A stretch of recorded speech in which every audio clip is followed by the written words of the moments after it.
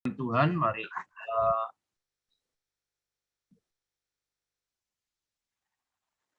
kita berdoa terlebih dahulu.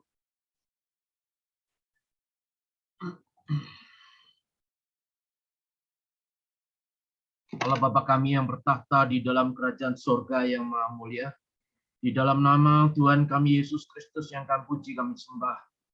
Kami sungguh mengaturkan syukur dan terima kasih Tuhan. Tuhan sudah kumpulkan kami di dalam ruang Zoom New Life pada malam hari ini, untuk kami boleh mendengarkan kebenaran firman Tuhan.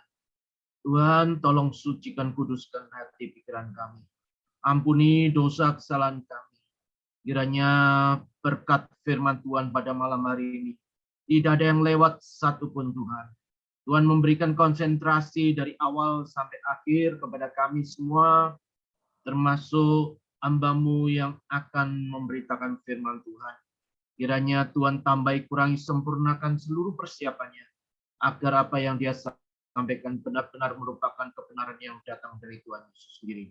Dan boleh terus menumbuhkan iman kerohanian kami, untuk kami boleh terus bertumbuh, berkembang, berbuah-buah bagi kemuliaan dan kebesaran nama-Mu saja Bapa. Berkati kami semua pada malam hari ini Tuhan. Kiranya Tuhan boleh memberikan kepada kami pendengaran yang baik kepada kami, agar firman-Mu yang kudus itu boleh kami simpan dalam hati kami, untuk kami selanjutnya boleh lakukan dalam hidup kami. Dalam nama Tuhan Yesus Kristus kami sudah berdoa mengucap syukur. Haleluya. Amin. Shalom. Saudara yang dikasihi oleh Tuhan, pada malam hari ini sesuai rencana saya akan menyampaikan kebenaran firman Tuhan dengan tema Yesus adalah Allah yang 100% dan manusia yang 100%. Nah, saudara, tidak bisa saya bahas langsung kedua-duanya. Saya bahas satu-satu. Yesus adalah manusia yang 100%. Saudara, Tuhan Yesus, ini sebagai pendahuluan, saudara ya, Tuhan Yesus adalah satu-satunya manusia di dunia yang kudus, yang suci, tanpa berbuat dosa. Satu kali pun, tidak pernah berbuat dosa satu kali pun. Ditulis di dalam 2 Korintus pasal 5 ayat 21, ditulis di dalam Ibrani 4 ayat 15, ditulis juga di dalam 1 Petrus 2 ayat 22, bahwa Tuhan Yesus itu kudus adanya. Secara manusia, satu-satunya manusia yang ada di muka bumi ini. Sejak dari Adam sampai kiamat nanti, hanya satu manusia ada di dalam pribadi manusia Yesus. Nah, saudara, di dalam Lukas 2 ayat 11 yang berbunyi, hari ini telah lahir bagimu Juru Selamat, yaitu Kristus Tuhan di kota Daud. Saudara, hari ini telah lahir bagimu di dalam Lukas 2 ayat 11. Lahir bagimu Juru Selamat. Saudara, tidak ada manusia satupun di dunia yang boleh disebut Juru Selamat. Saudara ya. Hanya Dia saja yang menyandang gelar Juru Selamat. Saudara, yaitu Kristus Tuhan. Kristus adalah Tuhan itu sendiri. Pribadi Allah, oknum yang kedua di dalam tiga pribadi Allah Tritunggal. Ya, Bapa, Anak, dan Roh Kudus. Nah, saudara, kalau saudara membaca di dalam Yesaya 9 ayat yang kelima, saudaraku, saya akan buka Alkitab saya.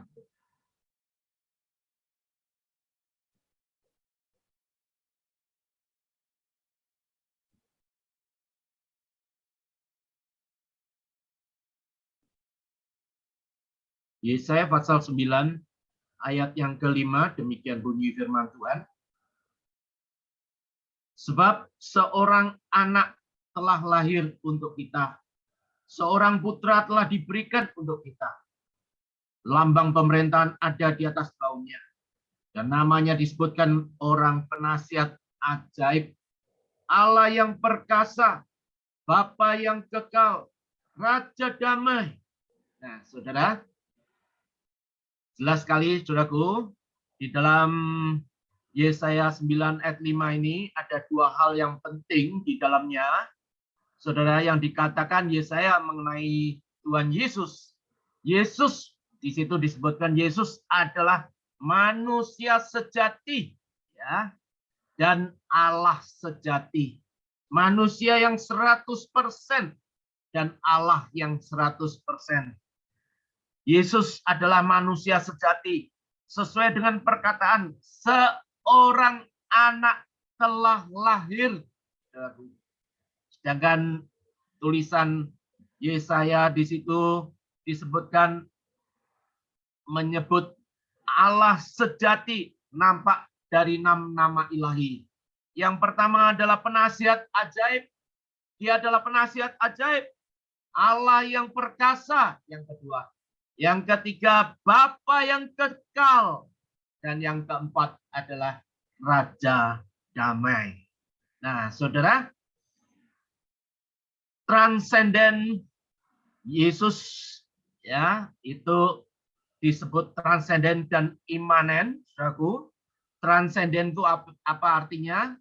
Transenden itu dari bahasa Latin transcendere, ya, saudara, yang artinya di luar pengertian manusia, tidak dapat dicapai oleh akal manusia, di luar kesanggupan manusia, di luar batas, tak terbatas, ya. Dia Allah yang transenden, dia Allah yang imanen juga. Nah, saudara, transenden itu artinya tak terhampiri, tak terjangkau, tak terselami jalan-jalannya. Maha besar, dia maha besar. Allah yang maha besar, Allah yang maha kuasa, Allah yang maha mulia, Allah yang kekal dari kekal sampai kekal. Ya, mustahil dapat dipahami oleh manusia, saudaraku ya. Kita kalau mau mengerti detail, ya, secara detail tentang Tuhan Yesus, pribadi Allah yang setinggi-tingginya dan pribadi manusia yang 100%, mustahil bisa kita memahami dengan begitu gamblang dan jelas, saudaraku ya. Melampaui segala yang ada, saudaraku ya. Nah, dia disebut juga Allah yang imanen. Imanen itu apa artinya, saudara? Allah yang begitu dekat. Dia Allah yang begitu dekat dengan umatnya. Dia beserta kita. Bahkan dia masuk ke dalam hati kita. Dan terus tinggal di dalam hati kita. Dan ketika dia tinggal satu kali di dalam hati kita, dia tidak akan pernah meninggalkan kita lagi, saudaraku. Itu Allah yang imanen, ya saudaraku. Nah, saudara, di dalam Yohanes 1 ayat 14 dikatakan seperti ini. Firman itu telah menjadi manusia. Firman itu telah menjadi manusia. Firman ini menunjuk kepada Kristus Yesus Tuhan kita, saudaraku, ya. Menunjuk kata-kata firman F-nya besar, ya, saudara. Itu bukan F kecil, ya. Firman kata-kata yang keluar dari mulut Allah itu F-nya kecil, tapi F besar ini menunjuk kepada pribadi Kristus itu sendiri. Firman itu telah menjadi manusia dan diam di antara kita, dan kita telah melihat kemuliaannya, yaitu kemuliaan yang diberikan kepadanya sebagai anak tunggal Bapa, penuh kasih karunia dan kebenaran. Nah, saudara, sebagai kita mulai pembahasannya di dalam Yesus adalah manusia 100%. Saudara, di dalam inkarnasi Tuhan Yesus, ya, Kristen percaya kepada inkarnasi, dan itu terjadi hanya satu kali di dalam sepanjang segala abad, di dalam pribadi Kristus saja. Kristen tidak percaya pada reinkarnasi, ya. Reinkarnasi itu dipercaya oleh agama-agama lain, saudara ya. Kita tidak mempercayai reinkarnasi. Kita hanya percaya inkarnasi, dan itu terjadi hanya satu kali saja di dalam diri Tuhan Yesus saja, saudaraku. Yesus yang adalah sungguh-sungguh Allah dan sungguh-sungguh manusia. 100% Allah dan 100% manusia. Tetapi Yesus adalah satu pribadi dengan dua hakikat, saudaraku ya. Tuhan Yesus hanya satu pribadi, ya.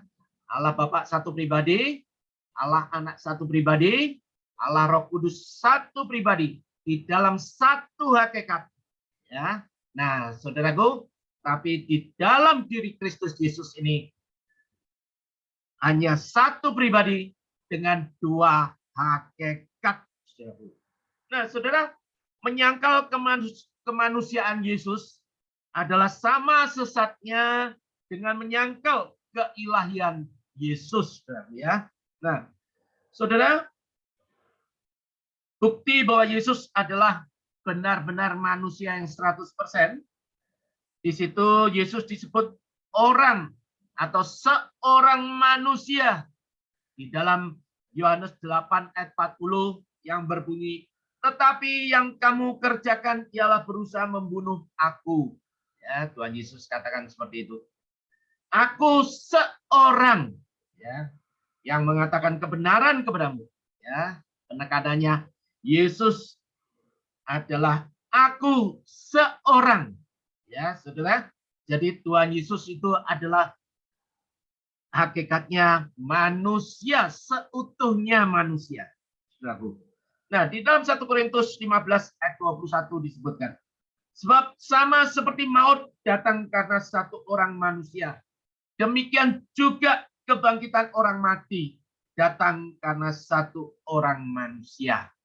Saudara, di situ 1 Korintus, ya, surat Rasul Paulus kepada jemaat di Korintus, 1 Korintus 15 ayat 21, jelas sekali mengatakan bahwa kebangkitan demikian juga kebangkitan orang mati datang karena satu orang manusia. Ya, saudara. Jadi Tuhan Yesus disebut betul-betul seorang manusia, saudaraku ya.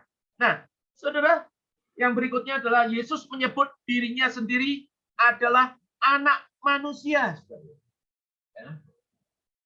Di dalam Matius pasal 24 ayat 44, saudaraku, yang berbunyi seperti ini. Sebab itu hendaklah kamu juga siap sedia, karena anak manusia datang pada saat yang tidak kamu duga. Nah, saudara, karena ini menunjuk kepada pribadi Tuhan Yesus Kristus sebagai pribadi Allah yang kedua, saudaraku, disebut A-nya anak, A besar. Manusianya M besar. Saudara. Itu menunjuk pribadi Kristus itu sendiri, saudaraku. Nah, yang berikutnya, saudaraku, kitab suci mengatakan bahwa Tuhan Yesus telah menjadi manusia atau masuk di dalam daging, saudaraku. Di dalam Yohanes 1 ayat 14 dikatakan seperti ini, firman itu telah menjadi manusia. Ya. Terjemahan aslinya adalah daging, saudara ya. Jadi jangan sampai keliru. Betul-betul daging, betul-betul manusia yang berdaging, bukan manusia yang tanpa daging. Dan diam di antara kita, dan kita telah melihat kemuliaannya, yaitu kemuliaan yang diberikan kepadanya sebagai anak tunggal Bapa, penuh kasih karunia dan kebenaran. Di dalam 1 Timotius pasalnya yang ketiga, ayatnya yang ke-16, dikatakan seperti ini. Dan sesungguhnya agunglah rahasia ibadah kita. Dia yang telah menyatakan dirinya dalam rupa manusia, dibenarkan dalam roh yang menampakkan dirinya kepada malaikat-malaikat, diberitakan di antara bangsa-bangsa yang tidak mengenal Allah, yang dipercayai di dalam dunia, diangkat dalam kemuliaan. Ya, saudara, itu ayat-ayat paralelnya ada di Ibrani 2 ayat 14, 1 Yohanes 4 ayat 2, saudara ya. Nah, saudara, berikutnya kitab suci menggambarkan Kristus sebagai seseorang yang mempunyai tubuh, mempunyai darah dan daging dan tulang atau jiwa atau roh. Bahwa Kristus betul-betul mempunyai tubuh, darah, daging, dan tulang. Di dalam Matius pasal 26 ayat 26 sampai 28 dikatakan seperti ini. Dan ketika mereka sedang makan, Yesus mengambil roti, mengucap berkat, memecah-mecahkannya, lalu memberikannya kepada murid-muridnya dan berkata, ambillah, makanlah, inilah tubuhku, sebab inilah darahku, darah perjanjian yang ditumpahkan bagi banyak orang untuk pengampunan dosa. Nah, saudara, di dalam Lukas 24 ayat 39, ya, ketika Yesus menampakkan diri kepada semua murid-muridnya setelah mati di atas kayu salib, dari bangkit, dan Tuhan Yesus menampakkan diri kepada murid-muridnya. Lukas 24 ayat 39, lihatlah tanganku dan kakiku, aku sendirilah ini, rabalah aku dan lihatlah, karena hantu setan tidak punya daging, tidak ada daging, tidak ada tulangnya seperti yang kamu lihat ada padaku. Ya, saudaraku. Jadi tubuh kemuliaan itu ada daging, ada tulang ternyata, saudara ya. Nah, saudara, bahwa Kristus mempunyai jiwa atau roh, ya, saudaraku, ditunjukkan oleh ayat-ayat seperti Matius 27 ayat 50. Yesus berseru pula dengan suara nyaring lalu menyerahkan nyawanya. Saudaraku, dia punya roh, dia punya jiwa. Saudaraku. Lukas 23 ayat 46. Lalu Yesus berseru dengan suara nyaring, ya Bapa, ke dalam tanganmu kuserahkan nyawaku. Dan sesudah berkata demikian, ia menyerahkan nyawanya. Saudaraku. Di dalam Yohanes 12 ayat 27, saudaraku, dikatakan seperti ini. Sekarang jiwaku, ya, terharu. Dan apakah yang akan kukatakan? Bapak, selamatkanlah aku dari saat ini. Tidak, sebab untuk itulah aku datang ke dalam saat ini. Saudara, seperti layaknya keberadaan manusia yang memiliki pikiran, perasaan, dan kehendak, ya, yang ada pada diri Kristus Yesus. Adanya pikiran manusia di dalam Lukas 2 ayat 40 dan ayat 52. Anak itu bertambah besar dan menjadi kuat, penuh hikmat, dan kasih karunia Allah ada padanya. Ya. Dan Yesus makin bertambah besar dan bertambah hikmatnya dan besarnya dan makin dikasih oleh Allah dan manusia. Ya, saudara. Jadi, saudara, ketika Tuhan Yesus lahir, ya, itu lewat ibu seorang perawan Maria, saudaraku ya. Nah, saudara, tanpa ayah, saudaraku ya. Tapi dia dari daging adanya, saudaraku, ya, oleh pertolongan Roh Kudus dia ada, saudaraku ya. Nah, saudara, tapi dia sebetulnya manusia sejati atau tidak, saudaraku? Ya. Dia manusia sejati, saudaraku. Ya. Kalau saudara katakan Adam itu manusia sejati atau tidak? Adam tidak punya bapak. Adam tidak punya ibu. Adam diciptakan, ya, dari debu tanah. Nah, saudara, Hawa juga diciptakan dari tulang rusuk Adam. Hawa dari seorang pria. Pria bisa mengeluarkan seorang perempuan. Ya, saudara.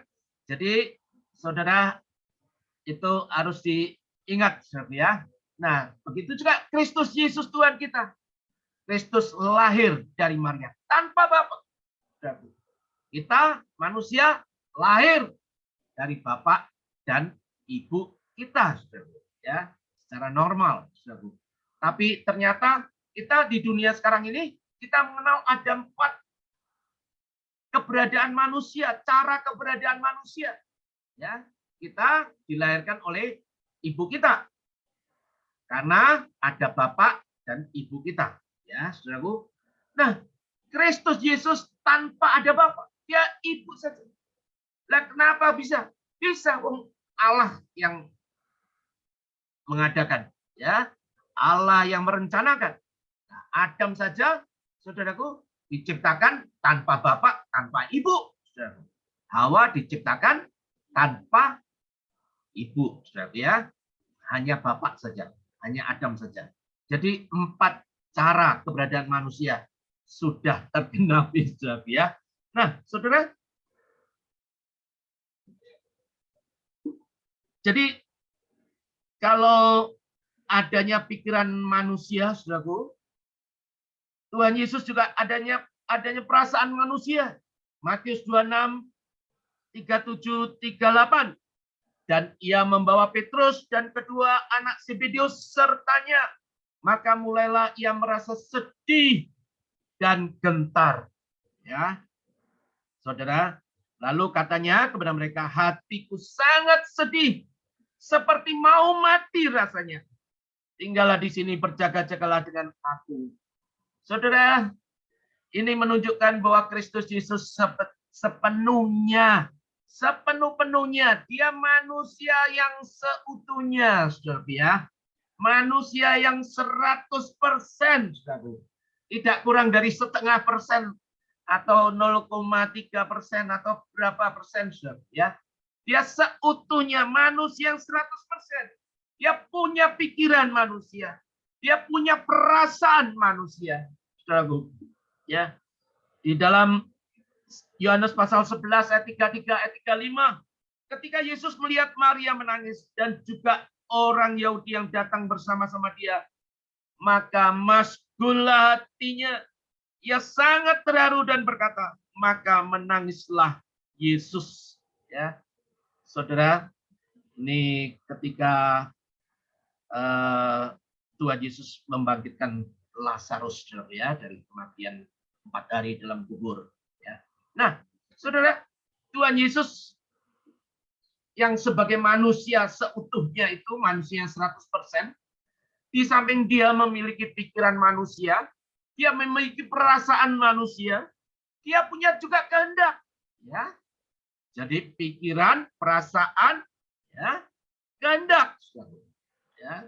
Persis seperti manusia layaknya kita. Tidak kurang, tidak lebih daripada kita. Tuhan Yesus, keberadaan Tuhan Yesus. Nah, saudara, di dalam kehendak manusia, dia juga punya kehendak. Di dalam Matius 26 ayat 39 dikatakan seperti ini. Maka ia maju sedikit. Ya. Lalu sujud dan berdoa katanya. Ya Bapakku, jikalau sekiranya mungkin, biarlah cawan ini lalu daripadaku. Tetapi janganlah seperti yang ku kehendaki. Ya. Kehendak manusianya muncul, saudara ya.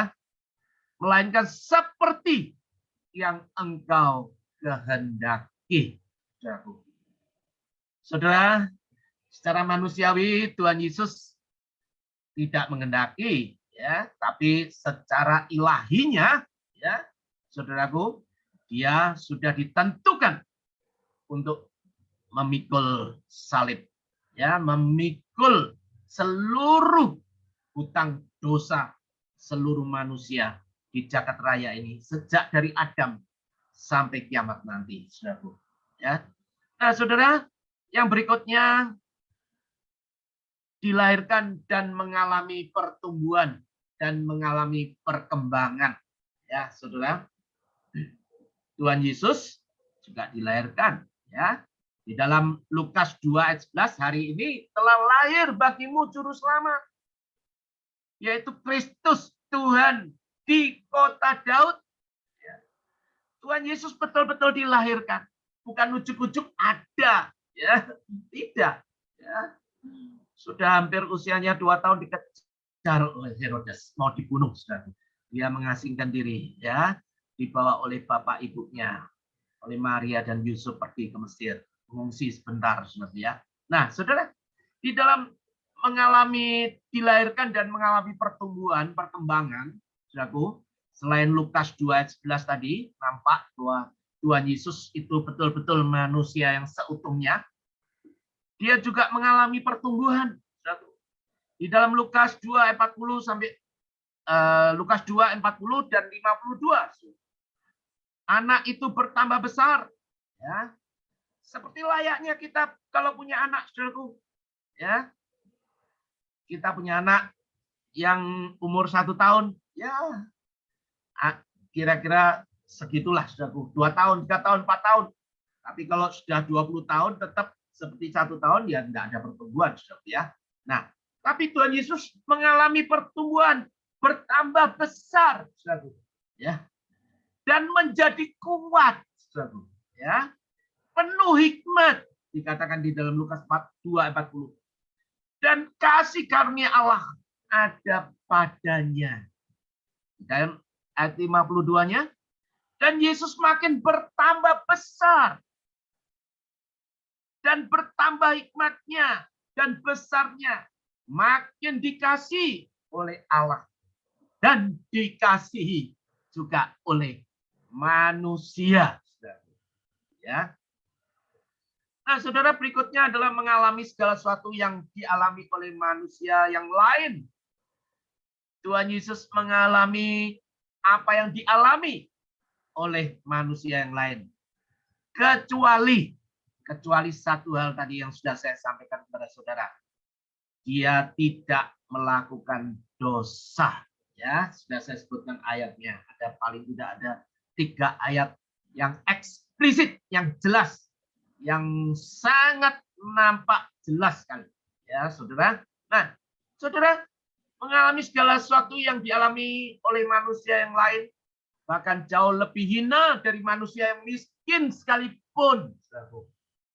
Tuhan Yesus rela menjadi lebih miskin, lebih menderita dari manusia yang menderita sekalipun. Ya. Dia lahir dalam Lukas 2 ayat 7. Lahir di mana, saudaraku? Di kandang binatang, dibungkus kain lampin, ya, di dalam palungan, ya, saudaraku, di tempat makanan domba-domba, saudaraku, ya, saudaraku. Dia juga merasakan layaknya seperti kita, dia merasakan lapar, ya. Apalagi setelah puasa 40 hari 40 malam, saudaraku. Dalam Matius 4 ayat 2 disebutkan, dia merasa lapar, saudaraku. Dia merasa haus, saudaraku. Di dalam Yohanes 4 ayat 7, berilah aku minum kepada perempuan di Samaria itu, saudaraku. Ya. Yohanes 19 ayat 28, ketika dia di atas kayu salib, dia katakan, aku haus. Saudaraku, dia merasa juga letih, layaknya kita, saudaraku. Tidak lebih dari kita, saudaraku. Keberadaan manusiawinya. Dia letih. Saat berada di sumur Yakub, dia katakan, aku letih. Ya. Yohanes 4 ayat 6. Dan Tuhan Yesus juga ngantuk, saudara, ya. Saudara, kalau ngantuk, ya normal, saudara, ya. Tuhan Yesus juga ngantuk dan tertidur, saudaraku. Ya. Tertidur. Ya. Di perahu yang sedang diserang badai. Ya. Di dalam Matius 8 ayat 24, saat menuju ke Gadara, ya, di Danau Galilea, saudaraku, ya. Nah, saudara, dia menderita, saudara. Penderitaan. Ya, layaknya kita pernah menderita apa? Dia lebih menderita daripada manusia manapun yang mengalami penderitaan. Karena dia harus memikul seluruh dosa manusia di jagat raya dari sejak Adam sampai kiamat nanti, saudara. Penderitaannya amat sangat berat, sangat berat. Dan bahkan akhirnya dia mati. Ya, kita yang ada di sini masih hidup, saudara. Satu ketika kita akan mati juga, ya. Nah, saudara, saat dia mati, dia katakan di dalam Lukas 23:46, kuserahkan nyawaku, ya, saudaraku. Di dalam Yohanes 19 ayat 30 dikatakan sudah selesai, tetelestai. Dia menyerahkan nyawanya. Ya. Nah, saudara, sesuai ayat-ayat di bawah ini jelas bahwa Yesus sungguh-sungguh adalah manusia. Di dalam Filipi 2 ayat 7 sampai 8 dikatakan seperti ini. Melainkan telah mengosongkan dirinya sendiri dan mengambil rupa seorang hamba. Dan menjadi sama dengan manusia. Dan dalam keadaan sebagai manusia ia telah merendahkan dirinya. Dan taat sampai mati. Bahkan sampai mati di kayu salib. Saudara, melainkan telah mengosongkan dirinya sendiri, ya, dan mengambil rupa seorang hamba. Kok mau ya Allah menjadi manusia, datang ke dalam dunia hanya tujuannya untuk mati bagi saudara dan bagi saya, karena dia mengasihi saudara dan saya, supaya saudara dan saya tidak mati kekal, maka dia harus turun dari sorga menjadi manusia, menderita seumur hidupnya, bahkan pada puncaknya dia merelakan diri untuk mati di atas kayu salib, membayar lunas hutang dosa saya dan hutang dosa saudara kepada Allah. Saudara, di dalam ayat 8, Filipi 2 ayat 8, dan dalam keadaan sebagai manusia telah merendahkan dirinya dan taat sampai mati, bahkan sampai mati di kayu salib. Saudaraku, betul-betul mati. Banyak orang mengatakan Tuhan Yesus tidak mati.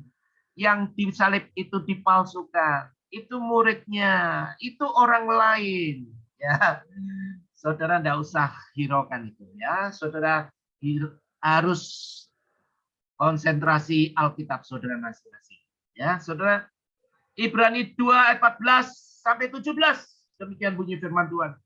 Karena anak-anak itu adalah anak-anak dari darah dan dari daging, maka ia juga menjadi sama dengan mereka dan mendapat bagian dalam keadaan mereka, supaya oleh kematiannya ia memusnahkan dia, yaitu iblis yang berkuasa atas maut, dan supaya dengan jalan demikian ia membebaskan mereka yang seumur hidupnya berada dalam perhambaan oleh karena takutnya kepada maut.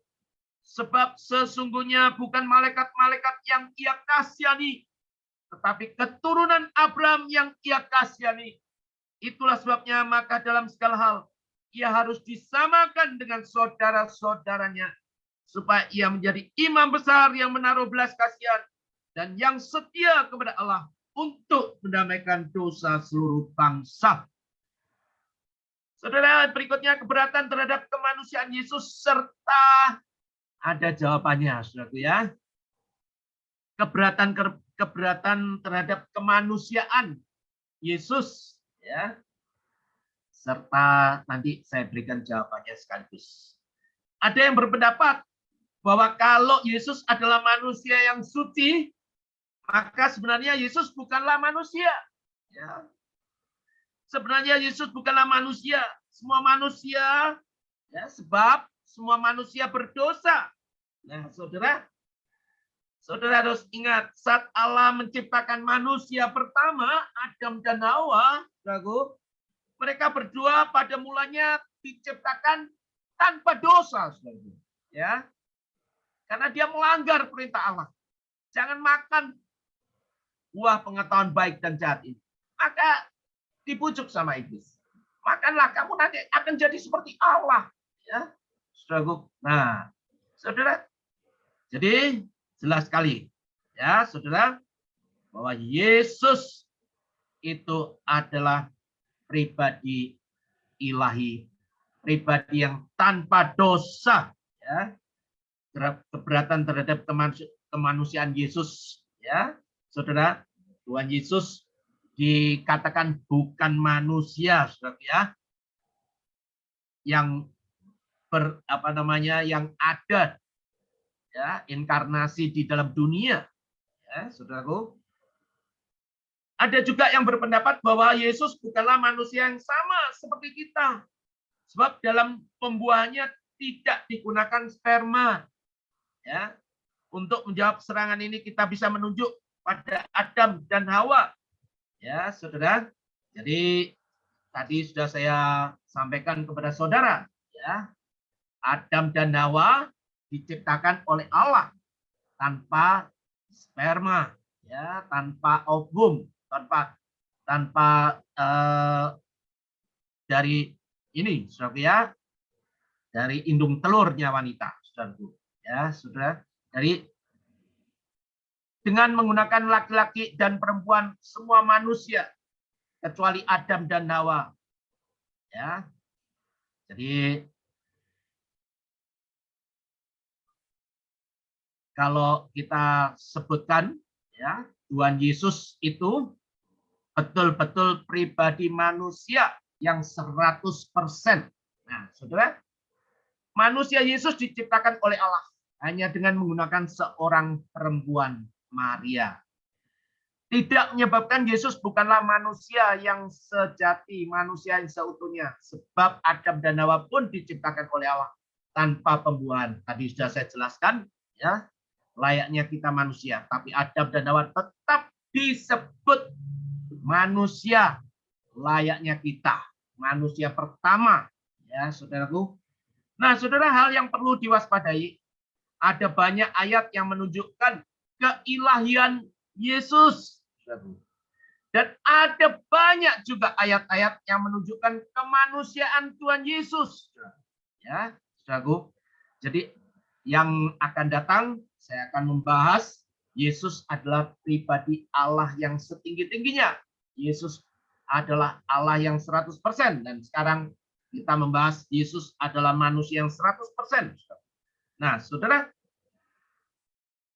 kalau ada banyak ayat menunjukkan keilahian Yesus, ya, dan ada juga banyak ayat yang menunjukkan kemanusiaan Yesus yang saya bahas saat ini, saudaraku, ya, itu jelas-jelas nyata kebenaran yang disampaikan oleh firman Tuhan, ya.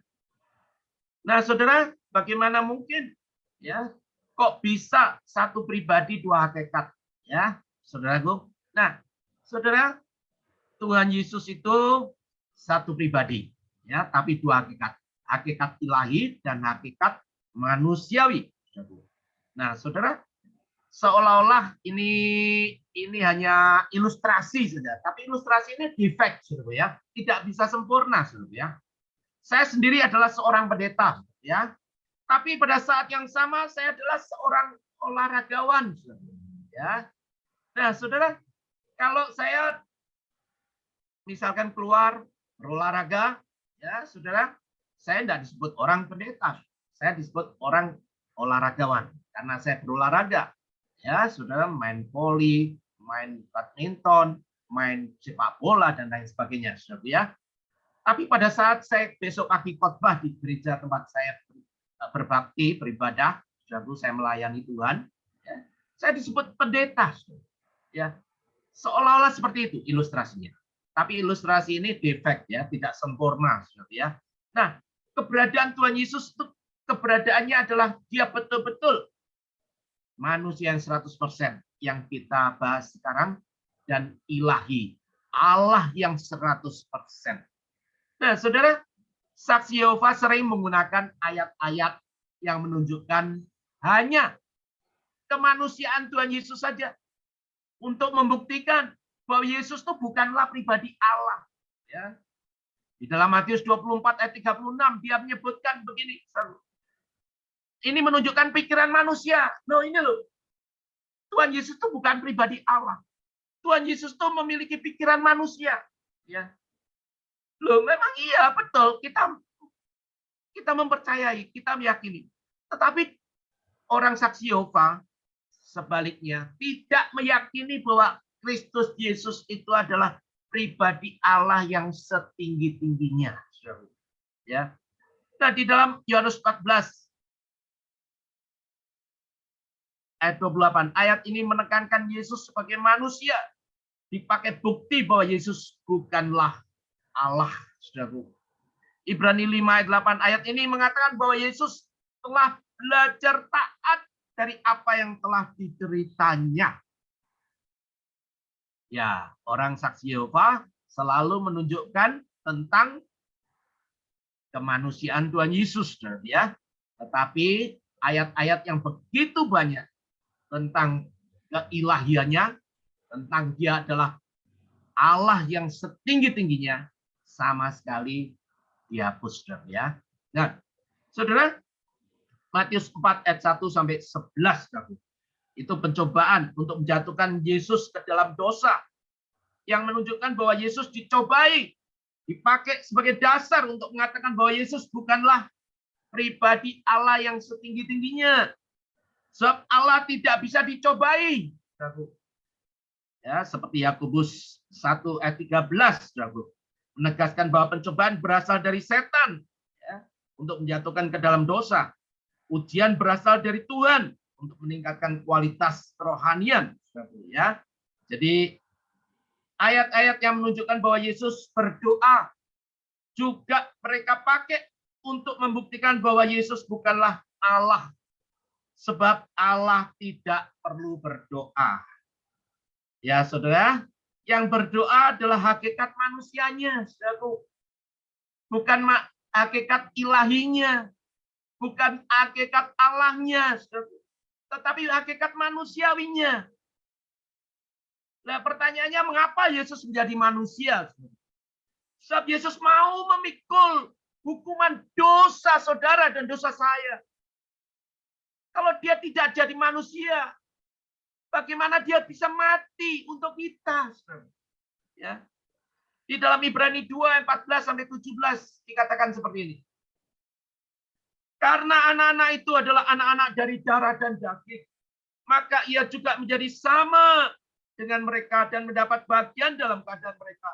Supaya oleh kematiannya ia memusnahkan dia, yaitu iblis, yang berkuasa atas maut. Dan supaya dengan jalan demikian ia membebaskan mereka yang seumur hidupnya berada dalam perhambaan oleh karena takutnya kepada maut. Ya. Ayat yang berikutnya ayat 16 dan 17. Sebab sesungguhnya bukan malaikat-malaikat yang ia kasihani, tetapi keturunan Abraham yang ia kasihani. Malaikat yang jatuh dalam dosa, saudaraku, ya, tidak pernah ada pengampunan, ya, langsung jadi setan, oknum pelawannya dia. Ayat 17-nya, itulah sebabnya maka dalam segala hal ia harus disamakan dengan saudara-saudaranya, supaya ia menjadi imam besar yang menaruh belas kasihan dan yang setia kepada Allah untuk menamaikan dosa seluruh bangsa.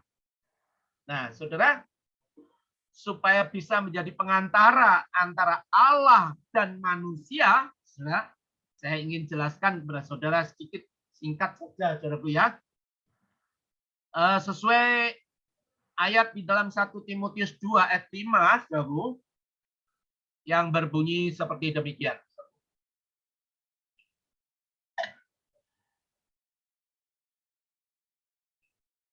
Karena Allah itu esa, esa pula dia yang menjadi pengantara antara Allah dan manusia, yaitu manusia Kristus Yesus. Nah, saudara, ini saya jelaskan singkat saja, saudaraku ya. Dalam 1 Timotius 2 ayat 5, karena Allah itu esa, esa pula dia. Ya, karena di dalam tiga pribadi satu hakikat, Allah dan Anak dan Roh Kudus, ya, saudaraku, Allah itu esa. Maka Anak Allah, dia, ya, Kristus Yesus, dia esa pula yang menjadi pengantara antara Allah dan manusia. Esa itu artinya apa tuh, saudara? Ya, satu tapi lebih dari satu, saudara. Ya, menjadi pengantara antara Allah dan manusia, ya, yaitu manusia Kristus Yesus.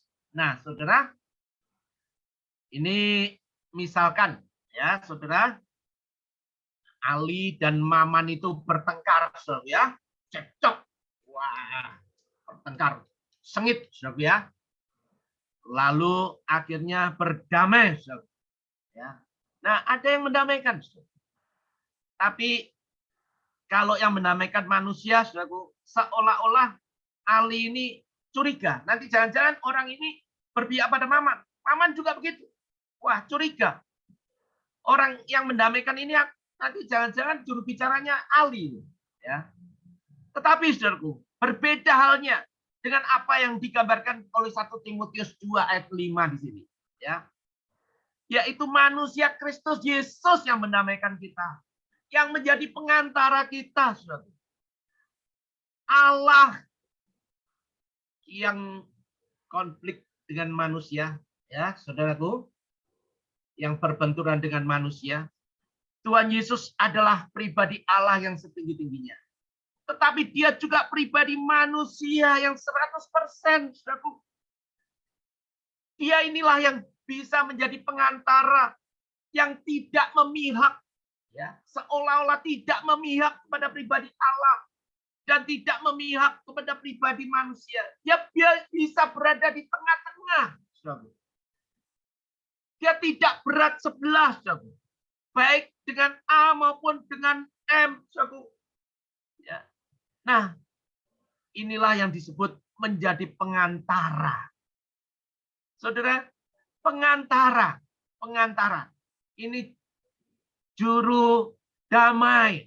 Ya. Juru damai. Bisa mendamaikan ya, saudaraku, antara Allah dan manusia. Yaitu pribadi hanya ada di dalam pribadi Kristus Yesus saja. Gambaran di dalam 1 Timotius 2 ayat 5 ini. Saudaraku. Baru bisa menjadi pengantara yang seadil-adilnya. Kristus ini bisa menjadi pengantara yang seadil-adilnya. Saudaraku. Karena dia adalah pribadi Allah. Dan dia juga pribadi manusia. Saudaraku. Nah, saudara, tidak ada yang curiga, saudaraku ya. Oh, nanti dia berat ini sebelah, nanti di pihak sana, aku tidak di pihakku, tapi di pihak sana. Tidak. Karena dia, Kristus Yesus itu adalah manusia, yaitu manusia Kristus Yesus yang mendamaikan kita, yang menjadi pengantara kita antara Allah dan manusia. Baru bisa, saudaraku ya. Tidak ada oknum yang bisa menjadi pengantara antara Allah dan manusia. Ya, kecuali hanya satu pribadi saja, yaitu Kristus Yesus saja, saudara. Nah, saudara, supaya bisa menjadi teladan bagi kita, ya. Di dalam Yohanes 13 ayat 14 sampai 15. Jadi jikalau aku membasuh kakimu, aku yang adalah Tuhan dan gurumu, maka kamu pun wajib saling membasuh kakimu. Sebab aku telah memberikan suatu teladan kepada kamu, supaya kamu juga berbuat sama seperti yang telah kuperbuat kepadamu. Ya, supaya bisa menjadi teladan bagi kita, bagi saudara dan bagi saya. Ya, Tuhan Yesus adalah Tuhan, pribadi Allah yang setinggi-tingginya.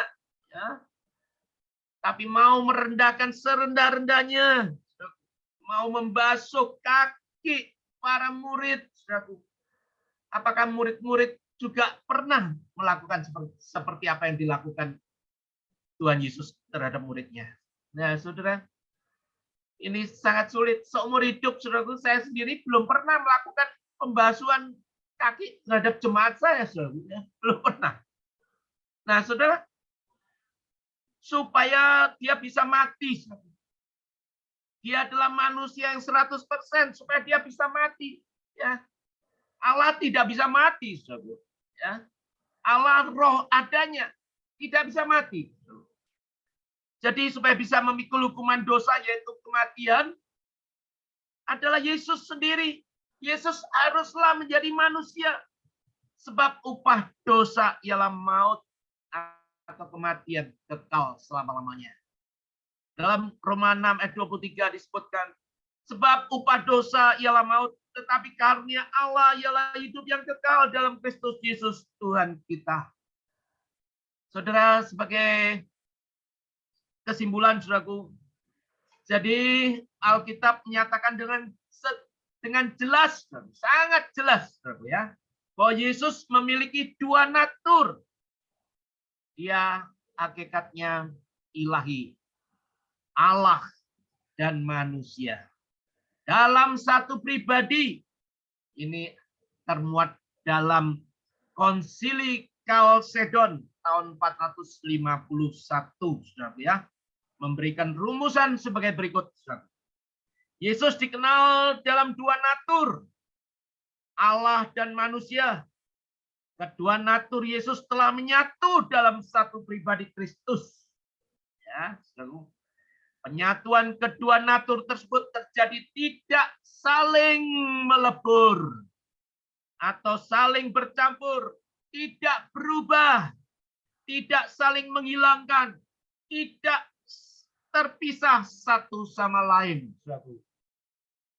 Ada perbedaan, tapi sifat masing-masing natur tetap dipertahankan dan diam bersama-sama secara abadi kekal selamanya dalam satu pribadi, yaitu pribadi kedua dari Allah Tritunggal, yaitu Tuhan Yesus Kristus. Kiranya Tuhan Yesus memberkati saudara. Amin. Mari kita berdoa. Bapa Surgawi, kami bersyukur, kami berterima kasih pada malam hari ini. Kami boleh diizinkan untuk mendengarkan kebenaran firman Tuhan dengan tema Yesus adalah manusia yang 100%. Tuhan, Engkau Allah, pribadi Allah yang setinggi-tingginya. Tapi mau merendahkan serendah-rendahnya untuk tujuan menyelamatkan kami. Tuhan, kami yang berbuat dosa, kami yang menikmati dosa, kami yang melakukan dosa, tetapi Tuhan Yesus yang menanggung akibat dosa yang kami lakukan. Tuhan, tolonglah kami, agar Tuhan memberikan kesadaran kepada kami, agar kami boleh betul-betul bertobat dari dosa dan kesalahan kami, agar kami tidak melakukan dosa-dosa lagi, Tuhan, agar kami betul-betul melakukan apa yang benar di mata Tuhan, untuk terus boleh bekerja selagi hari masih siang, Tuhan, untuk terus mengabarkan Injil, mencari jiwa bagi Tuhan, karena Tuhan sudah menyelamatkan kami. Tuhan sudah rela datang menjadi manusia dan menyelamatkan kami. Terpuji namamu Bapa di surga, terpuji namamu Tuhan Yesus, terpuji namamu Roh Kudus. Di dalam nama Tuhan Yesus Kristus kami sudah berdoa mengucap syukur. Haleluya. Amin. Atas kesempatan waktu yang sudah Tuhan berikan bagi kami, sehingga kami boleh bersekutu denganmu Bapa dalam ibadah Jumat malam ini, dari awal pertengahan hingga akhirnya berjalan dengan baik semua karena kasih karunia-Mu, penyertaan Tuhan sempurna atas kami. Tuhan, tutup bungkus kami yang ada di menara doa ini dengan kuat kuasa-Mu yang kudus. Jauhkan dari kami malam ini Bapa segala masalah, segala problema, segala apapun Bapa yang si jahat itu mau mengganggu hati pikiran kami. Biarlah kami sepakat, kami sehati, kami ikat, kami patahkan, hancurkan segala kuasa iblis, kuasa setan yang mau mengganggu kedamaian kami, mau mengganggu hati pikiran kami. Karena malam ini Bapa, Engkau boleh Bapa tutup bungkus kami dalam kuasa Roh Kudus-Mu. Kami akan tidur dengan nyenyak Bapa, supaya Bapa besok pagi pun kami akan mempersiapkan tubuh jiwa roh kami, hati pikiran kami. Kami datang di rumah Bapa yang kudus, memuji dan memuliakan, meninggikan nama-Mu selama-lamanya.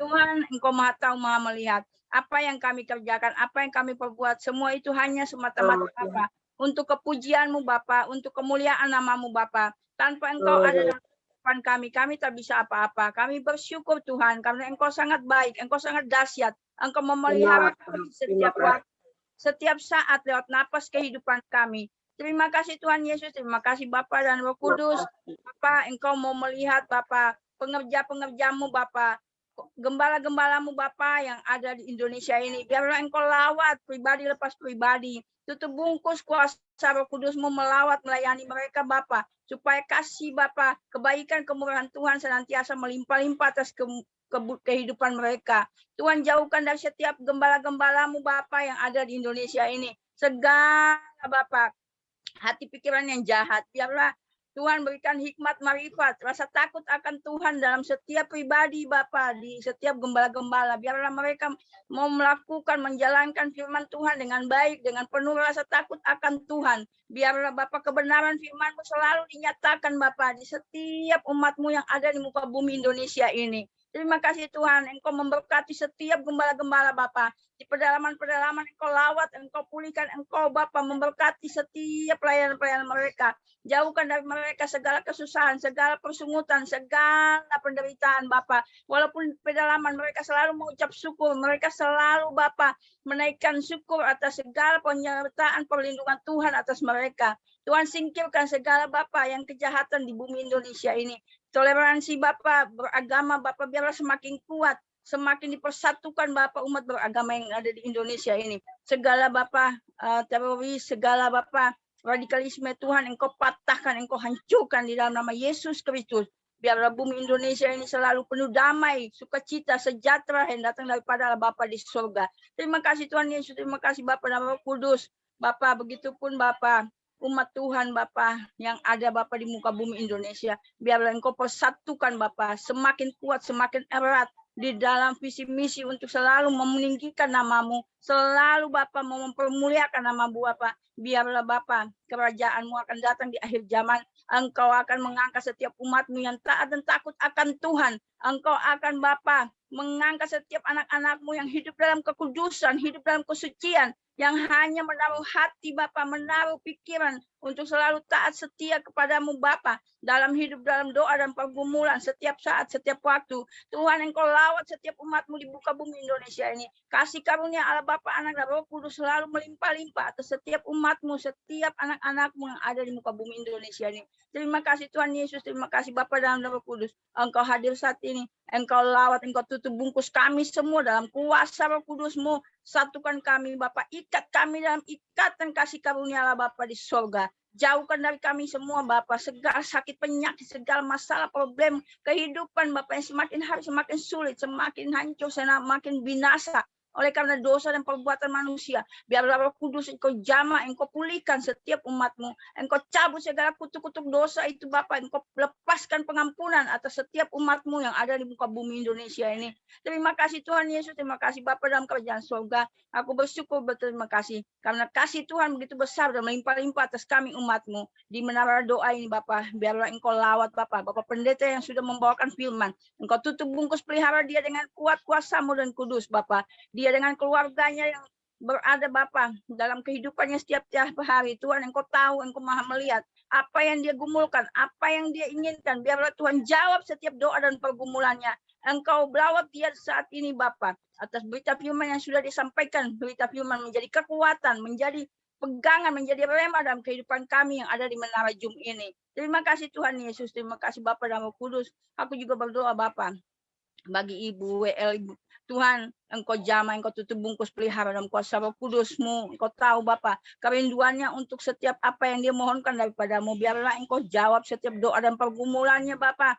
Engkau tutup bungkus dia dalam kuasa Roh Kudus-Mu bersama anak dan suaminya Bapa. Jauhkan dari segala masalah, jauhkan dari setiap kesusahan, problema apapun yang dihadapi. Biarlah Tuhan Engkau buka jalan dan Engkau yang akan Bapa memberikan jalan keluar yang terbaik atas setiap Bapa problema yang dihadapi akan Tuhan. Engkau jawab doa dan pergumulannya. Engkau genapi apa yang dia inginkan, apa yang dia tujukan kepadamu lewat doa dan pergumulannya, Engkau akan menjawabnya.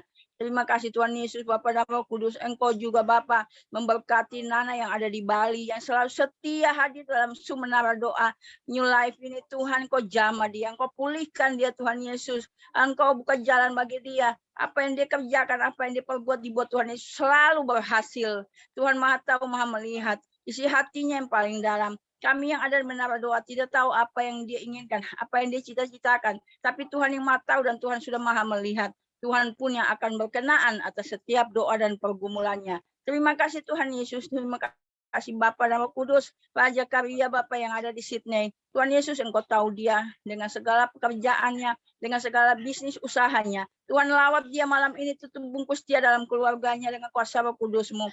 Jauhkan dari segala masalah, problema, sakit, penyakit apapun. Tuhan singkirkan, Tuhan patahkan. Hancurkan setiap si jahat, kuasa kegelapan yang mau mengganggu Bapa pekerjaan dia. Mengganggu Bapa perjalanan dia sebagai pengikut Kristus yang setia, yang taat. Yang setiap waktu Bapa hadir di New Life ini. Tuhan, biarlah Tuhan tutup bungkus pelihara dia dalam kuasa Roh Kudus-Mu. Berikan kesehatan, kekuatan melimpah-limpah atas dia. Supaya dia selalu Bapa, dia selalu sehat, kuat di dalam dia.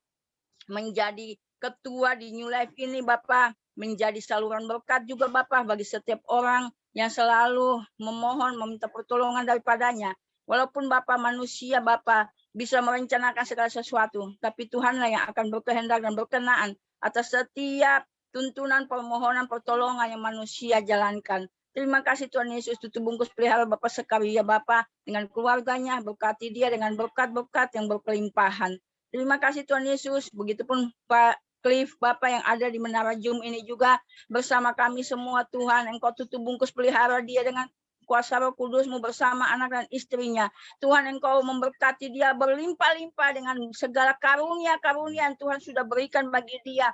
Tuhan, Engkau memperlihatkan lebih dahsyat lagi Bapak, karunia keilahian itu atas dia Bapak. Karena Engkau sudah memperlihatkan setiap apa yang dia dapatkan, setiap apa yang Tuhan memberikan bagi dia, lewat doa dan pergumulan yang duduk setiap saat, setiap waktu di kaki-Mu Bapa. Semua itu kasih-Mu, kebenaran-Mu yang Engkau limpahkan, Engkau perlihatkan atas dia. Biarlah Bapa, dia punya akan menjadi saluran berkat, menjadi pohon berkat atas setiap teman-teman sepelayanannya Tuhan. Tuhan tutup bungkus pelihara dia, berikan hikmat marifat yang datang daripada-Mu Bapa. Segala roh jahat apapun, segala kuasa iblis, kuasa setan apapun yang mengganggu Bapa ketaatan dan kesetiaannya dalam melayani Engkau, biarlah Bapa Tuhan Engkau cabut segala kuasa iblis, kuasa setan, Engkau ikat, Engkau patahkan, hancurkan hanya di dalam nama Yesus Kristus, Tuhan yang adalah juru selamat kami. Terima kasih Tuhan Yesus, terima kasih Bapa dan Roh Kudus.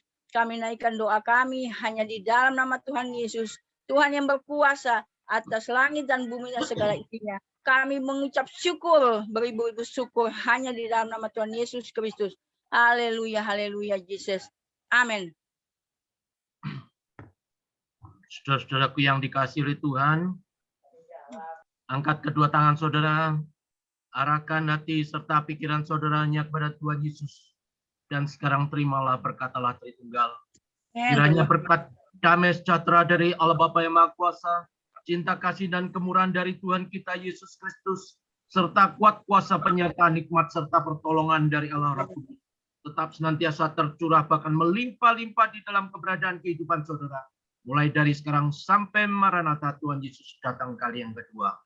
Amin. Bapa